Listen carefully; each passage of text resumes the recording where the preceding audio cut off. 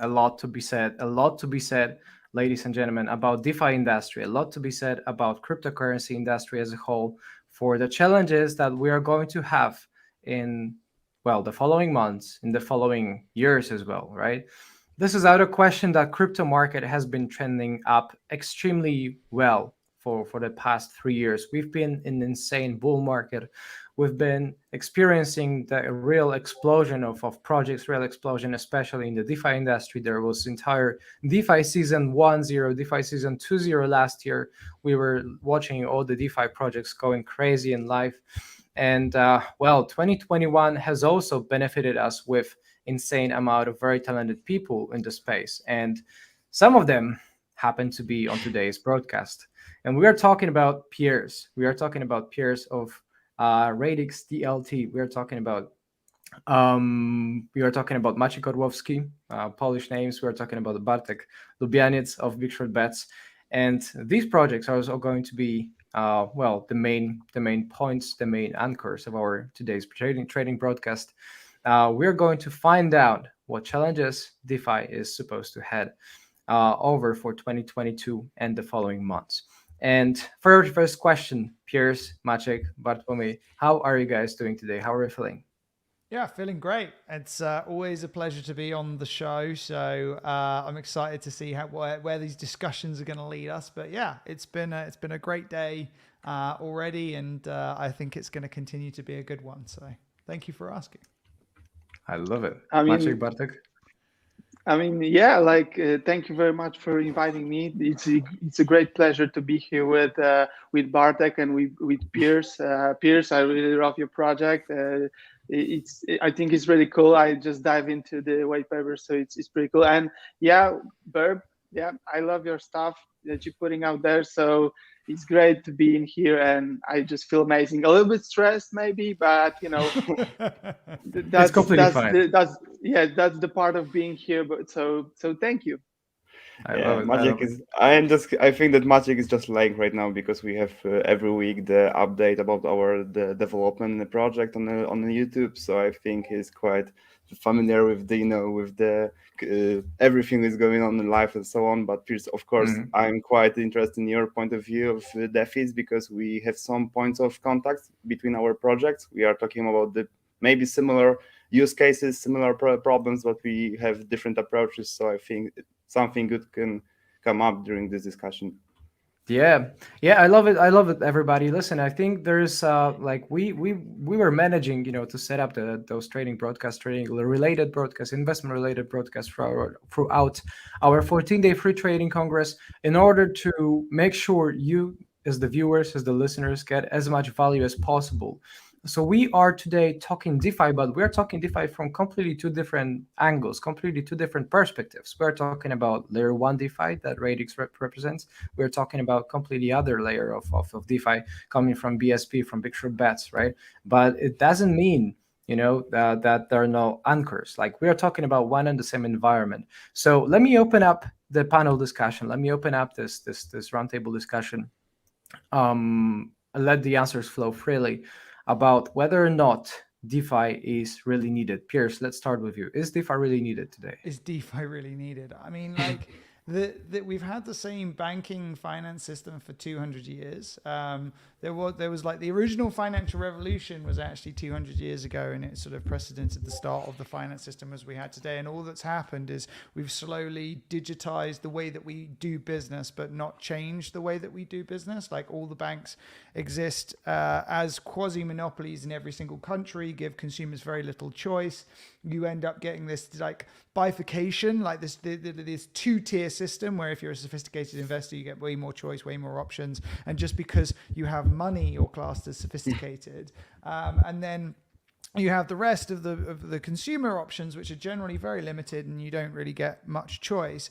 And that quasi monopoly that exists in the banking system means that banking is probably one of the most hated in most countries, one of the most hated consumer services that exist. Everyone's pretty unhappy with their bank, pretty unhappy with the options they have available to them. Yes, there's things like Robinhood and stuff like that but that's more lipstick on a pig. They aren't fundamentally reinventing how the system is built. They are just creating creating a better way of delivering the same crappy service in the first place. What DeFi represents is this new fundamental layer for finance, this new, sort of like open system where people can come and build and compete with each other for audience, for consumer money, for capital.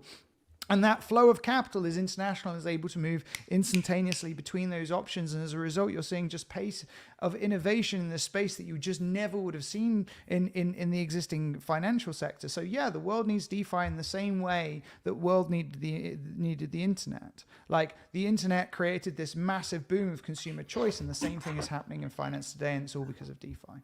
Mm-hmm. Okay. How do you take it, guys? Maciej, Bartek, do you think DeFi is really needed these days?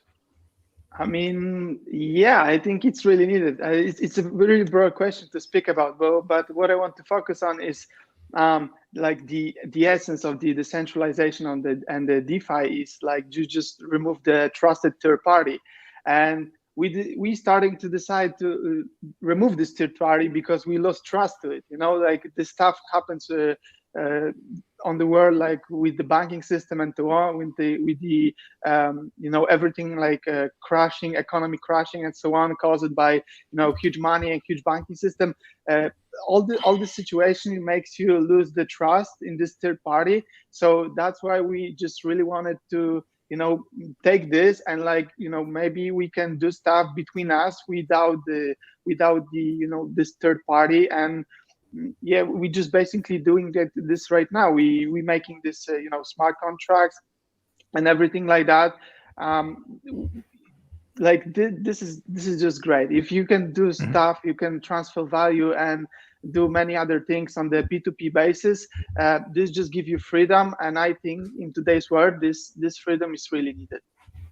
I love it. Yeah, but Bartek, what do you think about that? Yeah, and this is one of the points that we just look on the things in a different perspective, right? We start with the freedom, and this is why we created the BigShortBets project, right? And what I can say is that I totally agree with you, Piers, what you said. This is one of the problems that I cannot accept that, and I feel in my past that I'm trying to come to the financial system that we have currently, right? As a partner, for example, to banks, to anybody, but I cannot trust them. And for example, they need a lot of information about me, but I cannot, for example, validate them, right? To ask about the funds, anything that will secure their side of contract, right, with me, something like that, right? We are always going at a small piece that they are saying that we need to trust in them, but we cannot trust them, right? This is not going in both sides. So yeah, I'm just a tech guy, geek, right? So this is why I'm just going in this perspective. I want to make sure that everybody will have the choice to trust anybody based on the tools that we can provide. And I think DeFi just giving something like that, right? To give you the freedom of the contracts, the freedom of the transactions, and everything. You can decide on your own without any third parties, anybody who can just interrupt you or maybe change the rules during the game, right? Mm-hmm. Yeah, okay, I take it as an answer. I mean, when you think about it, when we were talking about decentralized finance, DeFi as it is, the truth is that there is, for most of the projects, for most of the cases, most of the phenomena in the scene, you talk about some certain extent or level to which the product is truly decentralized, right? Let's say we're talking about Ripple, and people take it as decentralized project, as decentralized, finance to some extent, maybe not necessarily DeFi, like in this pure form, but people take it as a crypto project, right? While the other side comes back and pretty straightforward, saying it's purely and fully centralized, right? So it's no different than any banks that we have out there. For the mechanism that it bases on. And that's what I'm talking like. When talking about DeFi, we have to also understand that there are projects that vary for the level of centralization. And here we are talking about peers who actually represents some big layer one project. We are talking about BigShortBets, which is also completely different sort of project that you both as two different parties take this decentralization, I'm pretty sure, in completely different way for the understanding. So Piers, can you tell me, and can you talk to me for a little bit about, how much centralization is really in decentralized Radix? Yeah, I mean, like, I think we're talking cross purposes a little bit. Like, decentralized finance for me is an application built on top of a public decentralized ledger that deals with finance. Like, the decentralized finance bit is the fact that the infrastructure is decentralized. And we can talk about like why that's important. But like from a decentralized infrastructure point of view, your layer one protocol, you want to be as decentralized as possible because you want it to be as anti-fragile as possible. You want it to be able to resist something like any particular part of it being destroyed or damaged or broken or going offline or anything like that. So for the same reason that we want the protocol that runs the internet to be resistant to major issues. The internet was originally created to be able to withstand nuclear warfare, so that if an entire city suddenly disappeared, you could still route traffic across the internet. So like for the same reason that we as humanity want a stable decentralized network on which we can communicate, we also want a stable decentralized network on which we can store value, representations of value. So for me, decentralized finance is applications that are built on public decentralized ledgers. And so you can talk about decentralization, degree of decentralization in things like Ripple, in things like Bitcoin, in things like Ethereum. And that's one set of discussions, and it's fine. We can talk about, the way that Radix has a roadmap towards full decentralization, where we're already at 100 validators, where we're very careful about how we think about distributing our token holders. But then in terms of what we're building on top of these ledgers, like, you can have a discussion about how decentralized an application, a DApp is, and sometimes that can get a little philosophical, and sometimes it can be an actual fact. But that normally comes into like who's got the admin control more than, or like whether or not users are allowed in completely permissionlessly, or there's a garden to that. And that's a different set of questions, because fundamentally, once you have an application on top of a decentralized infrastructure, that application is now composable between other applications. And if you have, USDC that's able to move seamlessly between them, you already have gone like a step change in value that's going to be given to the market. Even if one application like Aave Pro happens to be permissioned, you can only move USDC in here if you have been KYC'd AML'd. But it's still decentralized finance, because I can move that USDC and now move it out of Aave Pro and put it into Uniswap, and then take it out of Uniswap and put it into SushiSwap. It's that infrastructure, that shared infrastructure, decentralized infrastructure, which applications, which finance, which capital can move seamlessly between, that's the key for me for decentralized finance. And then, yes, there are some important questions about whether or like how decentralized is MakerDAO, or how decentralized is Uniswap, or how decentralized is all of these things. But the key thing for me for DeFi is the fact that the applications themselves are the custodians of the funds, of the assets of value, and you massively reduce the amount of trust that is required than if I just went to a third party that doesn't have a public ledger record of where everything is and who has controls, and just give them the money, and now I just have to trust them implicitly not to screw me over. And a lot of what the regulation is there for, like the regulation in the UK or the US, a lot of it is just human process. It's like, what are the rules that you have in place inside your organization to make sure that someone can't come in and steal funds? When DeFi, you don't need that. You can just be like, okay, well, what we have is a set of smart contracts with some really clearly defined rules about how these funds can be accessed and administered. And yes, sometimes they go wrong. But in terms of the amount of trust that you have to put into people versus what you have in the centralized infrastructure, it's massively less, which means that people can move faster and build better applications. So I'd really like, if we're going to have a debate about it, fine, but let's have a debate about the concept of decentralized infrastructure as a separate concept from decentralized finance, which is just applications built on top of decentralized infrastructure. Okay. I take it. Funnily enough, many people perhaps that is. I'm speaking of my own experience, but I had many sessions with peers in the past, and I was always impressed with how technical peers can actually get about what he's saying. Like, this is some real geek stuff that not many people could be able to digest truly, over the nights. But I'm very happy you're mentioning that, because there is this tiny sophisticated difference, right? That people may not be able, again, to feel well. And with that as well said, the question to Maciej and to Bartek, do you think, like, from the BigShortBets, perspective, like, is there a lot centralization in your project, in your decentralized project?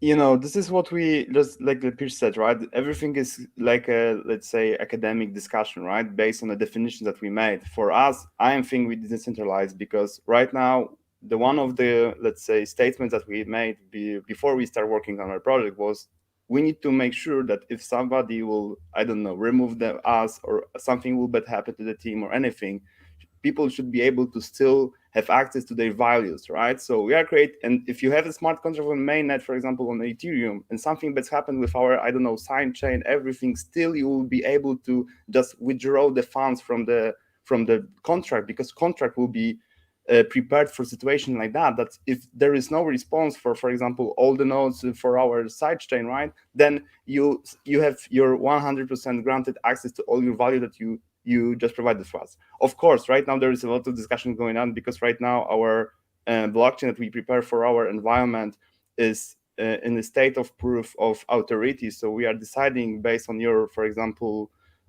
coins or how many, how big holder you are, for example, to get you access, because we are a quite young project, so still don't have time, and we are not sure to open, make everything open for everybody, right? So we want to make sure that the value that we provide, it's not affecting everybody in the wrong way, because of course we can open for everybody. We open without testing and preparing anything for you, right? But then we're not sure how it will affect the all the people that trust us and how we want to prepare that. Of course, this is the best state that we want to achieve, but for now we are there is a lot of tools that is providing you, let's say, this trust, the reducing this risk that you don't trust the team and the project, to make sure that you secured your value, right? This is why I just say our use case, right? There is no needed to run anything on our end to be able to take away your value that you added to our site. So it means that you are decentralized, right? Because you can just run away with your value anytime you want, or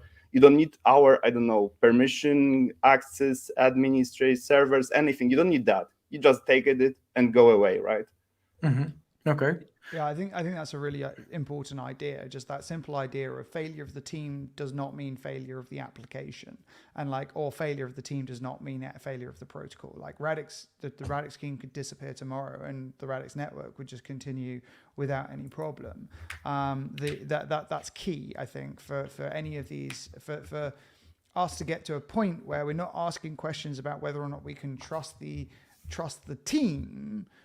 From the point of view of, if the team disappeared, would my money still be safe? Like, if the team disappeared, maybe the application would die, right? Maybe it would be that BigShortBets would no longer be an application that you could get any value out of, apart from the value that you put into it. But making sure that that's always the case, key idea behind decentralization, I think, and in a way that is very difficult to ensure if you don't have this all on top of a public ledger rather than built inside a bank or something like that. When Bear Stearns failed, it took some people years to get their assets out, even though it was still on their balance sheet and it was their assets and they were ring fenced. It still took them years to get their assets out. Yeah. Classic, typical Ponzi, right? That is what typical Ponzi's would do. You would see your assets in the paper, but you can never withdraw that, to be honest, right? So we definitely have experienced some that from the banking side as well. Like, there is a lot of liquidity that I can just again confirm on my end, that it's not really easy to go and cash out money. Like, you don't really have this freedom. You although you see those numbers in your bank account on your bankroll, you cannot really cash it out all, right? You would start getting questions. You would start getting certain limits. You would start getting some proper, I should say perhaps investigation, right? For why on earth would you want to withdraw your own money, right? Why would you not let us hold it for you, right? So there is definitely a lot of nonsense going on in that field, and decentralized finance just seems to answer this this question, this need on a very fundamental basis. And speaking of the people's needs, I recalled recently, seeing you, Piers, representing Radix on different global conferences, right? Congresses, just like this one, but this one is virtual. But we are talking about the physical conferences that you went to. So speaking of those conferences, I want to hear perhaps in your opinions, gentlemen, about from your experience, is it true that people are really ready for DeFi? People are mentally there, ready? Are they? I'll let you guys take this one first. Okay, All right, so go on, Maciej. let me start with this. I mean, people are like, with this decentralization comes responsibility, and I think like some of them are really ready for that, but there's a huge part of the people that are really not ready for the first thing, the responsibility that comes with it. And the second thing, it would be that technology come behind it, because we still try to making things more simple, but they really gonna be people in the world who's still gonna have this technological barrier, and this always comes when you try to show your parents some new stuff, some new technological gigs, and when you tell them about cryptocurrencies and so on, and they're just like what is that? What is it? How are you supposed to do that? How you can do things without this third party? How it's just a piece of code? What is it? And when you really try to convince them it's not a scam or anything like that, it's really tough work. So these are the barriers that I see. The one is this responsibility thing, and the second, this is technological barrier, because we happen to be really lucky to live in the part of the world that really are developed and so on. So we just get in touch with new technologies really fast and so on. But there are people in the world, and there are some parts of the world that's really like behind some of the technological, and I think that this will be a barrier. But like I mentioned before, the trust to the third parties, banks and so on, and institutions is getting lower and lower, and people in the end gonna look for some other things that's gonna fulfill their needs, and that's what DeFi does. And so this will be the long run, but in the end, yeah, I think there's something we're gonna adapt. Okay. I'm asking, this again, what it may seem to be a very generic question, but as a matter of fact, it's very foundational, it's very fundamental, it's very, I would dare say, philosophical almost. Because like from my perspective, when I had the conferences, when I gave the keynote speeches, people seem to be hungry of knowledge. People know something is not right, something is not okay, like about their money, about their finances, about the way that the governments manage them, but they cannot just yet figure out, first of all, define, name what is truly wrong, and then second of all, they don't know necessarily where to go to fix that, right? So this is the type of readiness that I'm talking about. And is it something that you saw actually happen on your end, Piers, when you were just visiting those conferences? Yeah, it's a good question. So like, are people actually ready to administer crypto as a mass market? No, like absolutely not. And that's not their fault. That's our fault. Like the industry has a long way to go in terms of making crypto easy. I mean, like, I forget some days whether or not I've showered. Like, it genuinely, like, it's like humans are fallible creatures, and technology should be able to deal with their fallibility, because that's just a human trait. We can't say as an industry, oh, it's your responsibility to be completely responsible for your private key, and if you lose that private key, that's it. Like, we need to build better systems in which we can create more ways in which things can fail for individuals, but still be able to have access to their funds. And that it's possible. Like, things like Argent on Ethereum are showing an interesting way. And like Radix actually builds a separate idea of accounts separately from that of like a public-private key pair, so that you can do things like have recovery keys and rules around, like, if it's not accessed over a certain amount of time, that it goes to another address, all of this kind of stuff. Like, people die, like, and like, my even my partner being able to administer my own crypto, like, that would be a really big ask, like, because I'm deep down this rabbit hole, and like other people aren't, and it's and it's actually too complicated. So like, people aren't ready for crypto yet. The industry has to get better. We have to get better. Radix is trying to do better for users so that this is not a problem. But from the point of view of like this sneaking suspicion that there's something not quite right with the global financial system and how it like works for you for end users, yeah, that's definitely like right now the world is seeing a yield drought. Like there is too much money and not enough opportunity for that money, and so you get less than 1% on your deposits. Like that's insane for consumers. That's mad. And like in some countries like Switzerland, you have to pay for the right to keep your money in a bank. That's mad. Like that genuinely is mad. And then you're seeing all of this money sloshing around the stock market. A lot of the stock market values don't make any sense anymore, and so people are getting this greater sense of unease. And now you're seeing inflation increase in the US. Like there's all of this stuff where people are going like, are we the frog? Are we being boiled? Is that what's happening right now? And, crypto has an interesting narrative for that. I think, sort of Bitcoin maximalism is actually a problem for that. I think that a lot of what's happening with Bitcoin maximalism feels like it's designed to be hostile, and that isn't open or welcoming for anyone. But I think that a lot of what's happening in the DeFi space is really interesting. There are more consumer products that are focusing on this idea of like, here's an alternative. Hey, look, you're getting 0.5% in your bank. Here's 12% per year on stable coins. How's that sound? And right now, consumers are still going, oh, I'm not sure. Like that sounds like it might be a trick or a scam. But over time, the more sophisticated people are going to be like, no, the yield's real. It's real yield. It's not a Ponzi. It's coming from real places. And that greater like Lindy effect of just time of money being safe and people actually getting that yield and seeing it come in and seeing that it's liquid is going to slowly add comfort to consumers. And so when we have the combination of real yield coming in, real yield opportunities that is driving an industry that is growing incredibly quickly, that is really exciting and rethinking how finance can be, and is some of the best opportunities in the world right now for investors, combined with better ways of creating consumer level experiences around crypto custody and accounts and all that kind of stuff. I think we have the magic formula, but I do think, we're still a cycle away from that. It's 4 years away from it being to the point. And that's what I think the next cycle is going to all be about. The next cycle is all going to be about the user experience, because that's how we get, go from the bleeding edge adopters, which we are in crypto right now, to the early adopters and sort of that first like 25% of the market. I love it. I love how you actually explain it. I can tell you're very passionate about that, and that's perhaps why so many people actually fall in love with what you say and speak on stage about.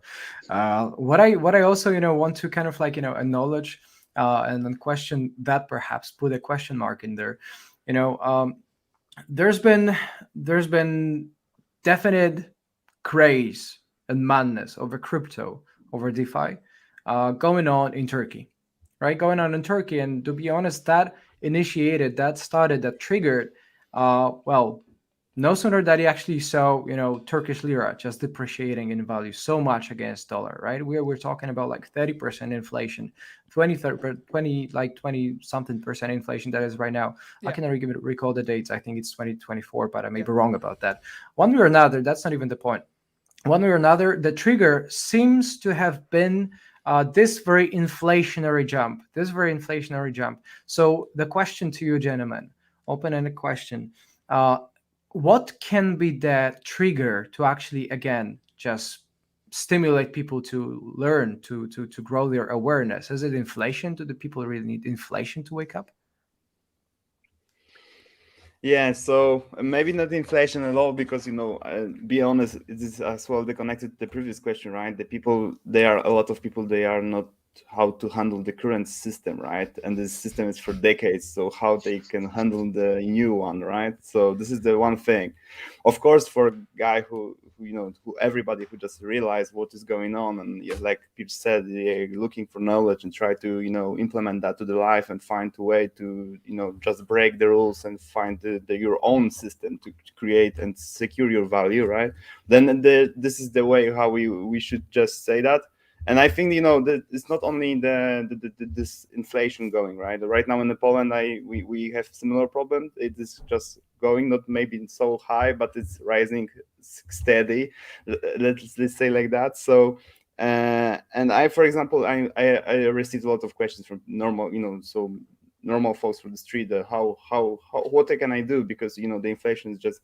But still, if you just say them, the whole ideology, the technical stuff, how to step into the crypto market and so on, they just step back, right? Because it's too much for one session, right? For one this conversation.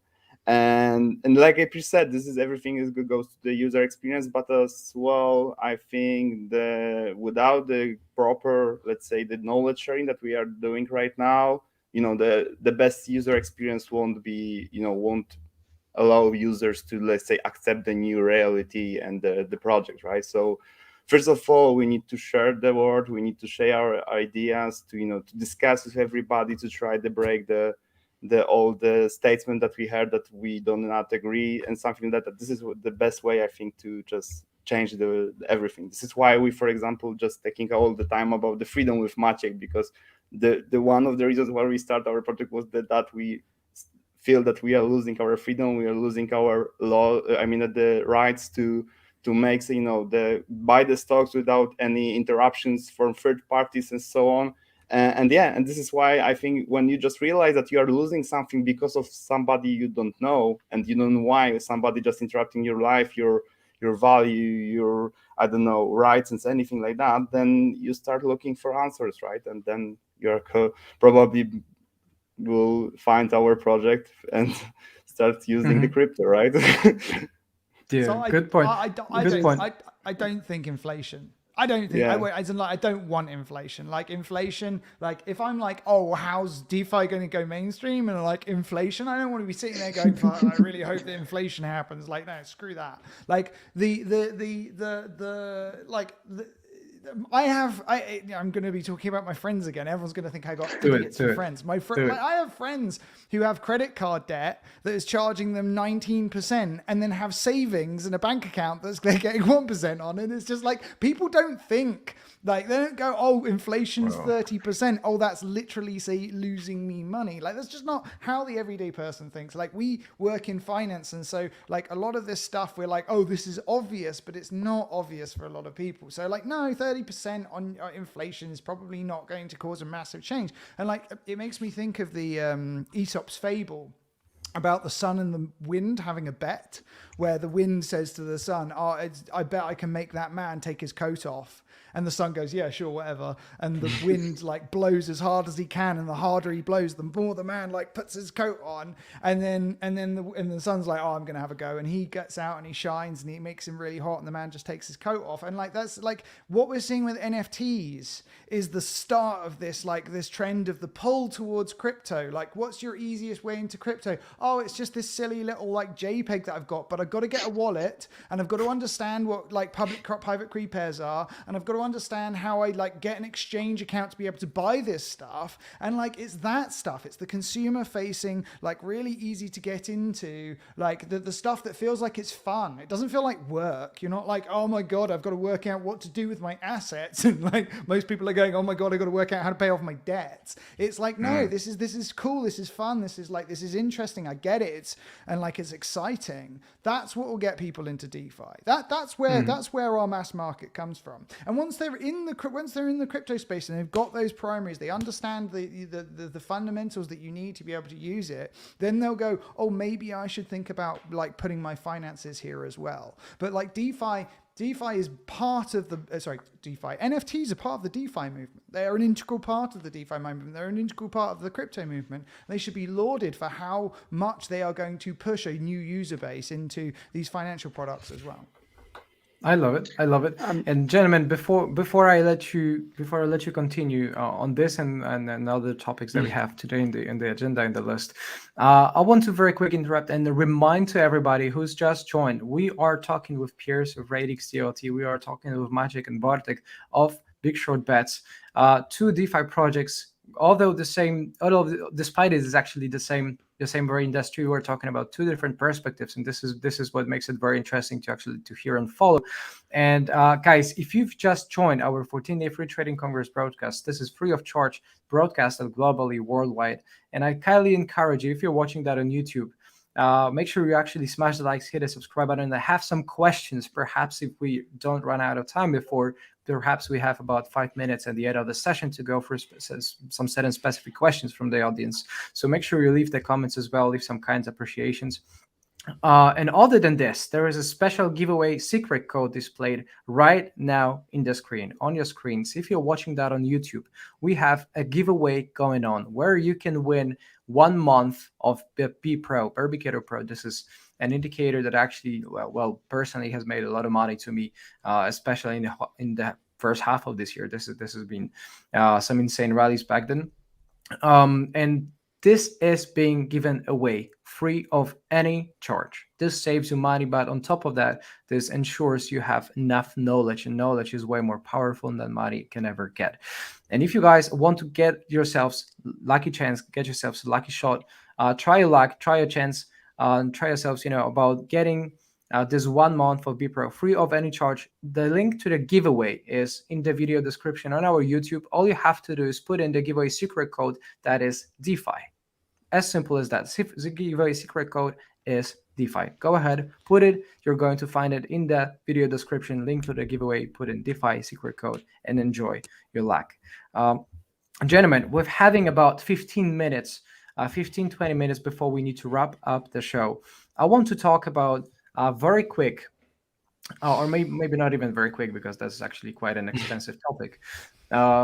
But we are talking about the perspective, the prospect of potential bear market, hiding somewhere around the corner. We don't know if it's going to hit tomorrow, next 5 days, next week, or next month, or perhaps, like it is for the stocks, it always goes up and never has bear markets, to be honest. But we are talking about, though, something that is getting us closer, most likely, to the peak. Whether or not, that's also the question.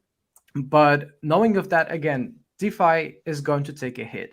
A lot of projects are going to die. A lot of crypto projects, companies are going to go insolvent. They're going to go bankrupt. There is going to be an overall damage, chaos, depression on the markets. We've been there. We've done that. We know how it looks. For those who actually haven't been there, haven't done that, this is going to be quite a shock. But that is exactly why you want to open up all your eyes and ears and actually listen even more carefully to it. So we're talking about the challenges. What kind of challenges need to be addressed, followed, faced in 2022 in the prospect of the bear market for DeFi?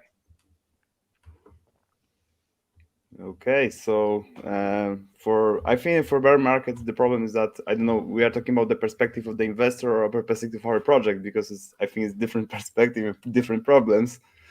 If as an investor, I will try to secure my value, right? To just cut off the close the positions on the places where I'm not sure about the value and the roadmap and anything that they delivered. But if we are talking about the project, then I think this is the place where I can say more. It's that probably we are facing this already. If there's the price is dropping and we have very, very good community and they are helping us test their application and using our sandbox.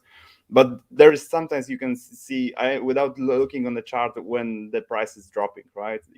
Everything is going on emotions, and there is a lot of, let's say, questions that normally you won't see on a chart with the community. So probably first of all you need to manage and help understand and go through this whole process as a project, as a team, to your investor, your hodlers, right? To understand the process, to if they trust in you and they are stay with you, you need to, let's say, provide them enough amount of information to make sure that they will stay with you no matter what is going on around you on the charts and with the prices with other products, right?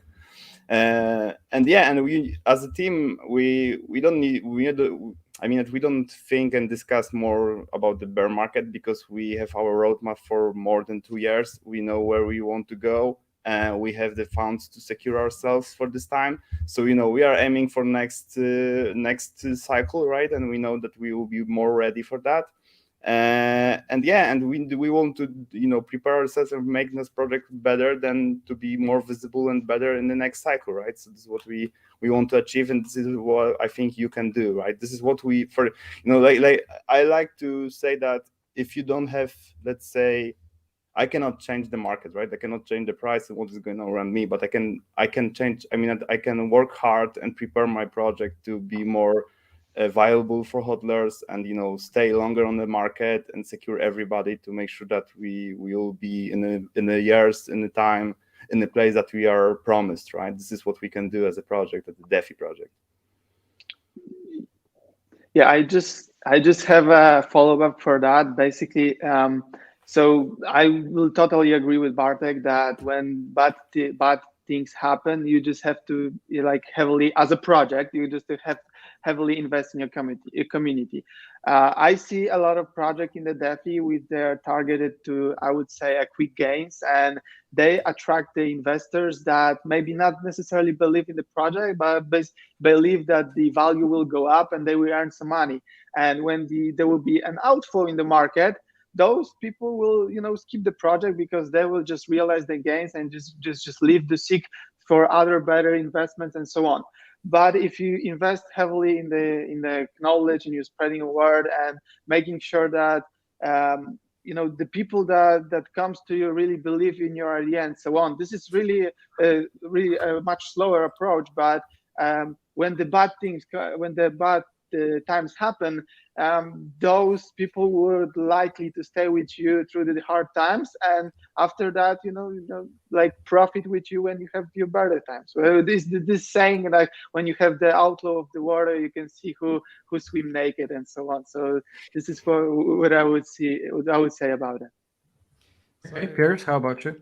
Yeah, like bear markets are great and bull markets are great, and they're for different reasons, right? Like during a bear market, you get all of the like building that happens, because what happens is like the noise leaves the industry for a little bit of time, and people you find that the people who are serious about the market stay in. The people who are serious about supporting the projects and staying with them and keeping them and believe in the mission, believe in the vision, believe in what we're trying to do as a movement, as an industry, not just like for the gains, right? And like then the teams have like more time and energy and space to think about building like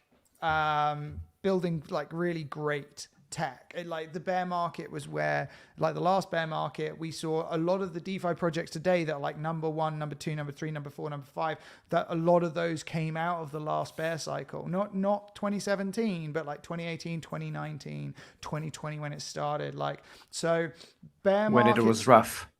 It was rough. Like of course it's rough. Like we have a 4-year cycle. Like if you're not laying down stores for the winter and making sure that your team is going to be secure through that, then your project's going to have a problem. But like the bear market as an opportunity for entrepreneurs to identify who their true community is, for entrepreneurs to actually like spend time building things that it isn't really noisy, and that's also really helpful. Like, yes, like it's super exciting when the market goes parabolic. Of course it is. Like, of course it is, and it gets your next audience in, and it's super important as well. All of this is important, but like I feel quite zen about both sides of it. Like it's inevitable, but honestly, if you just hold and you've backed good projects and you just hold, like it comes back. Like even the people who bought peak Bitcoin in 2017 are looking great now. So like it like, don't worry, just don't be short term. If you're a builder, if you're a token holder, if you're a community member, don't be short term in your thinking, because that's not how you succeed in this market. Like you succeed by staying with things and being part of the movement rather than just noise on the side. Well, those are some very powerful words and moments of wisdom coming from Piers, coming from Bartłomiej, coming from Maciej. Everybody, I think we've covered pretty foundational, pretty fundamental importance questions. What it may seem, as I said before, what it may seem to happen to be generic, kind of like obvious. Apparently, it's not obvious at all. Right? Whenever we go to the public, whenever we go out in stage, funnily enough, I recently went to a keynote. I gave a proper keynote speech at one of the conferences, and I asked how many people held Bitcoin, and there were, out of this beautiful ballroom, there were only 3 people that raised their hands out of a couple of hundreds. Right? So we are talking about something that is obvious to me, something that is obvious to Piers, something that is obvious to Maciej and Bartek, but apparently it's not it's not obvious at all to vast majority of the people, most likely also who are perhaps even listening to this very stream. And we respect that. We want to cover something that is foundational, something that is fundamental to your understanding where the value is. And just like Pierre said, I couldn't agree more personally with that, that the value is in the long run. The value is in the participation. The value is in the actual like being around, right? And especially if it's a builder side, when you're building in it, well, then the bear markets are, the times that you want to build harder, the time that you want to shine, the time that we want to actually just, again, practice harder to shine even more on the next cycle, right? When it peaks. This is how I see the most successful projects, the most successful people in the crypto scene simply make it. And knowing of that, again, having covered all those beautiful questions with even more beautiful answers, I want to remind, before we hop to a very short Q&A, perhaps, if that is fine with you, gentlemen, we're going to remind to everybody, again, to smash the likes, hit a subscribe button. If you're watching that on YouTube, if you're not watching that on YouTube, head over to our YouTube, because there is a giveaway going on. In the video description, we have a link to our giveaway where you can win 1 month of free membership to basically very successful trading indicator that I personally used for especially the past 6 months of the year, and well, it worked very well. That's all that I can say. The giveaway secret code is DeFi. Giveaway secret code DeFi. You need to put it in the video description, in the link that you're going to find in there. And by the occasion, I want to take the generosity and perhaps use the generosity of time and wealth of knowledge that our guests are putting for today's show and answer some of the questions. So let's actually very quick check throughout the questions. Let me check throughout the questions. I was seeing questions ramping up about I think it was the plans, about the short-term plans. So let's kick it off with this one. To start with, what kind of like short-term plans does Radix have? What kind of shorter plans does BigShortBets have? So Radix, So we have spent a decent amount of time, 18 months, working on this programming language called Scripto, which we built specifically for building DeFi. And we spent all of this time working with leading DeFi projects and leading DeFi developers, asking them like, what's the biggest problems that you're facing? And the answer that came back, like even in the Ethereum ecosystem, wasn't scalability. They weren't like, scalability is the number one problem. They were like, talent. Talent is the number one problem. It's absolutely impossible for us to get great Solidity developers. It's absolutely impossible. That's what's holding our project back from doing more, from doing better. Like, we've got enough money, we just can't get the talent. And so we built this programming language specifically for building DeFi called Scripto, just on the Radix platform. But like we wanted to take this time to talent and Solidity from like 18 months to 2 years to like 3 months. And we've got, we now have this code base that allows you to write things like Uniswap, which is like 10,000 lines in Solidity and like 155 lines of code. We previewed it a couple of weeks ago, and like people are already doing like mind-bending things in it. And the actual full language gets delivered on the 15th of December as like an open source, anyone can come and build with it, like in Sandbox, right? It's not on the public ledger. That gets integrated into the ledger next year. But like that is the game changer that we are so excited about, like just, talent at hyperspeed to accelerate the DeFi industry to the mainstream.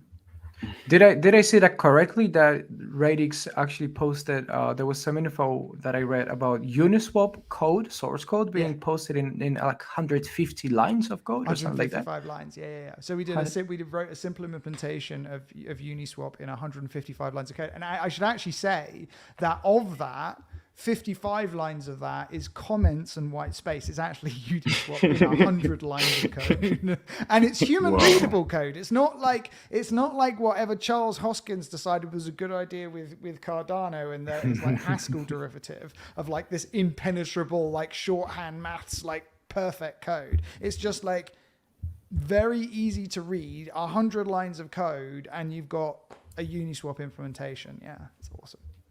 I love it. Okay. There's been, thank you for the answer. There's been a question also somewhere in the chat about big SB utilities. What kind of big SB utilities will people have?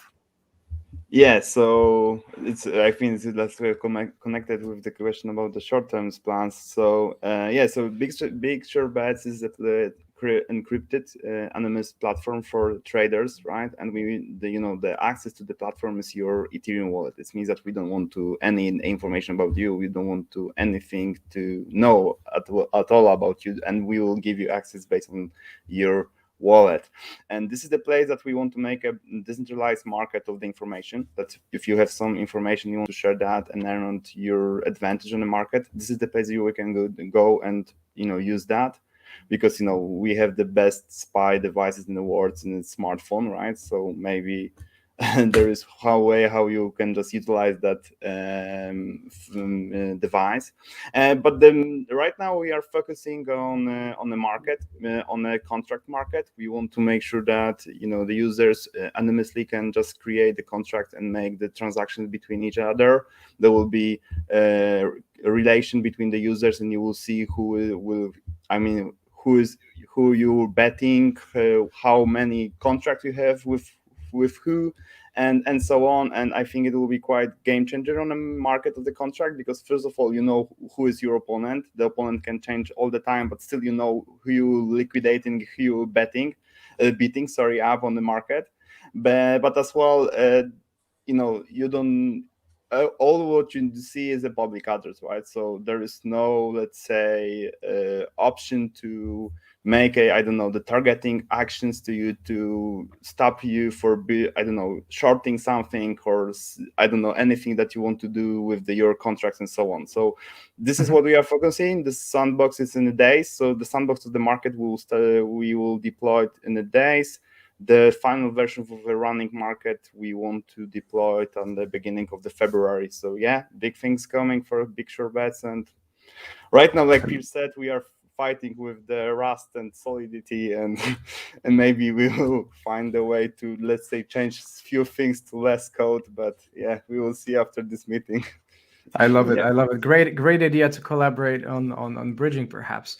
Everybody, listen. I think there's been insane wealth of knowledge again shared throughout this show. We sadly have to wrap up. I feel we could go on and on and on, and this topic would not really expire well. Gentlemen, this has been amazing pleasure to have you here on the show of our 14-day free trading congress. And to everybody who's actually, again, not subscribed yet, make sure guys actually smash the likes, hit the subscribe button as well, turn your notifications bells. And before we disconnect, I want to kindly tease you a bit. We have something big cooking up. We have something big cooking up in the Birb Nest, and this is coming, everybody, and starting this Friday, which is this Friday, which is the Black Friday. But before that happens, we actually launch it the previous day, the prior day, on Thursday. Our huge celebration starts. You want to guys actually again stay around, because this is just a teaser. I cannot reveal what it is going to be for what kind of like gifts you're actually going to be looking at. But I kindly invite you guys to smash the likes again, hit the subscribe button, so that you do not miss our final shows. You do not want to miss our 14th day of 14-day free trading congress. The last day is coming tomorrow. But for now, I want to appreciate and thank you, gentlemen, to Pierce of RadixDLT, to Bartłomiej Lubianiec of BigShortBets, and to Maciej Orłowski of BigShortBets for coming over and spending this last hour with me, with us, with our viewers. And thank you so much for your time, gentlemen. Thank you. It was awesome. Thanks for having me. Thank you. Amazing. Appreciated. That's all, folks, what we have got for you today in the store. Make sure you actually head over to thebirbnest.com/500k to join last minute on the next shows throughout the Congress. Stay safe. God bless. And see you all too.